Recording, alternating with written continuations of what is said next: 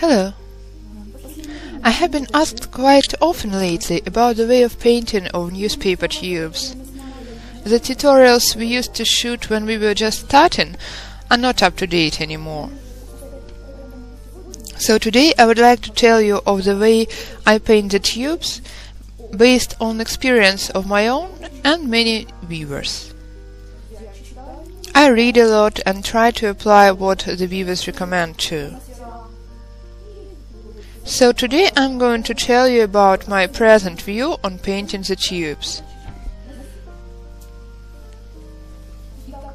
So, the main method I mostly use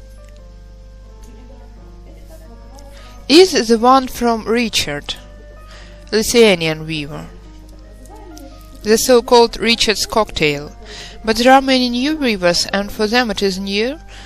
So let me explain them once again what Richard's cocktails are, the way I make them today. Half a liter of water, 2 spoons of color. For example, there are the ones like these on sale in our local shop.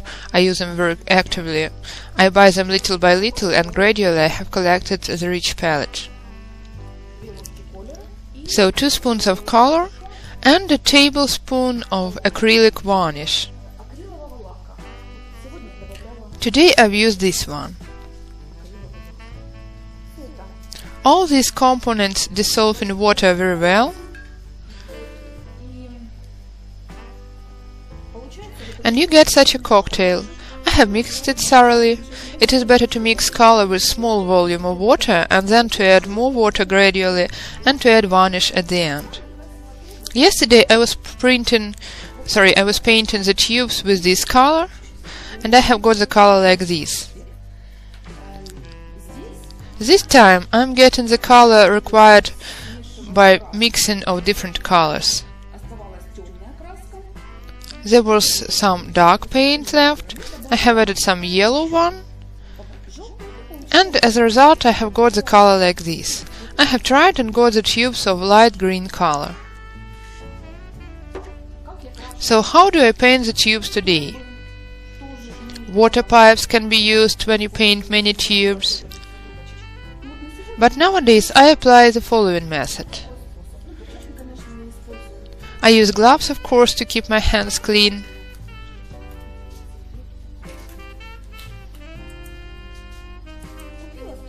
I have bought such a tank, a square flower stand and such a tray for a flower stand.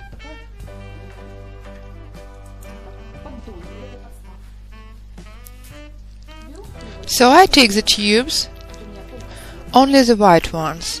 Lately I have used the tubes made of printing paper, but you can as well use the tubes made of white edges of newspapers.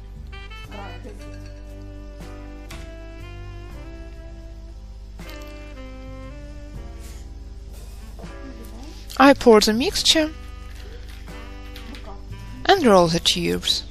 You can pour more water. I try to do it fast to avoid the tubes getting unstuck.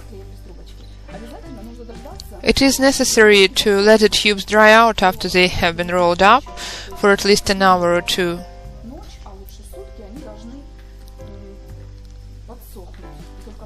Only after that you can start painting them. Otherwise they can unroll. Turn them over and place them on the surface prepared beforehand. It is better to place them in one layer. Continue.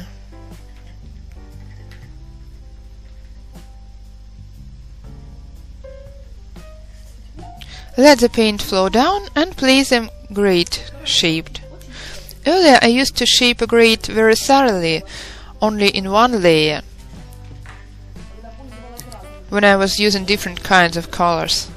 So some of the colors made the tubes stick together.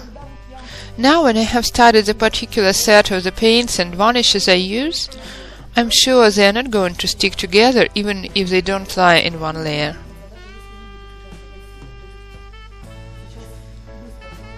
It is going to soak in the tubes first, and they are not going to stick together. Take the next portion of tubes Mix the solution to avoid the color sinking in. This method is very economical. There can be some paint left, of course, but it is rather easy to soak all of it from such a small tray.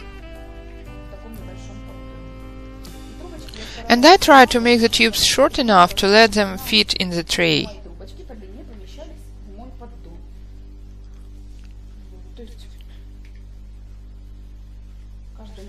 The length of the tubes depends on the type of the tank you paint the tubes. If you paint the tubes in a baking tray, you need one length. If you use a bigger tray, you can make the tubes longer. So it was the way I paint the tubes today. I pour the rest of the paint back into the jar and leave it till the next time I'm going to paint. Either for mixing with other paints or for painting the tubes if I run out of them. You can paint the papered bottom with the same mixture, or you can use the rest of paint any way you like. I am often asked what to do with these light spots. I haven't found the glue that would not leave white spots after painting. In the places of gluing with school glue, there are such white spots left. So if the quality of the article is very important, I follow the advice of many weavers and cut this part of the tubes. I lose the part of the tubes, but the color of the article is smooth. On the bottom, where it is not too vital, I let myself leave this white spot sometimes. But if you long for perfection, it is better to cut the white tips. After that, we dry the tubes out. As I've already said, I used to make the grate of perfect shape. Now I don't. I know that even if the grate is not perfect, my tubes are not going to stick together. When the upper layer dries out a little, I take it off, or sometimes I can mix the tubes over again. If I take the tubes outside, they are going to dry out faster, or after they lie for a while, you can put them into a vase vertically and turn them over on the following day to let the lower part dry out. Look, these two portions of the tubes have been painted with Richard's cocktail. I like to point out pluses and minuses. Sometimes the tubes don't get painted over smoothly, and you get such stripes that make the tubes motley looking. You get a similar result if you cover the tubes with prime paint mixed with color. I'm going to talk about it later. If you paint with mordant, pure or mixed with water, the tubes get painted much better. You see? There are no such stripes that draw attention to the fact that the tubes have been rolled up. Both light and dark tubes get painted over much more smoothly. Look, if you compare, here you can see the stripes, while there you can't. So there are certain advantages about painting with mordant.